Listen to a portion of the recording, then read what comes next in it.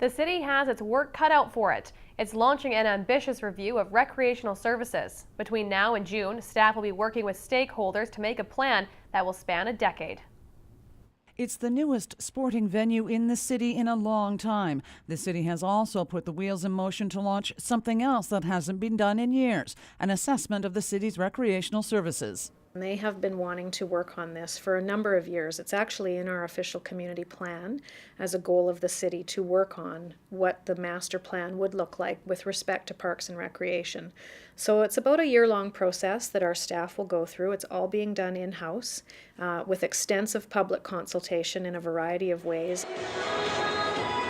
The mandate of the plan is to review all parks and recreational facilities, programs and services offered by the city. It will entail meeting with various stakeholders between now and the end of March, something that is welcome.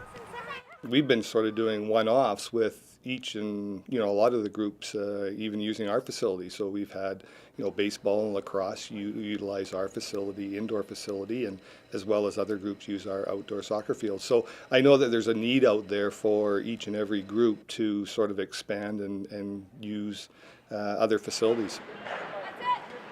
The challenge for the city will be defining a system for setting priorities. The wish list for minor hockey may be different than that of the equestrian club, which is different than that of youth soccer.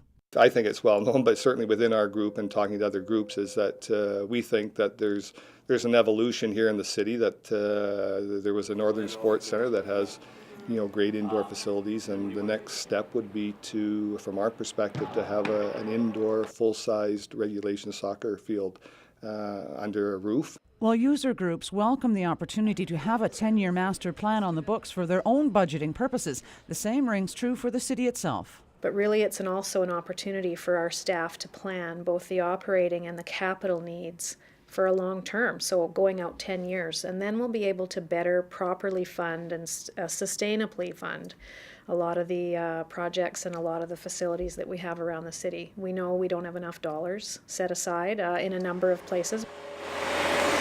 The city will not only meet with user groups, but also will conduct community workshops and surveys. The timeline is to have a draft report back to council this fall in time for budget talks.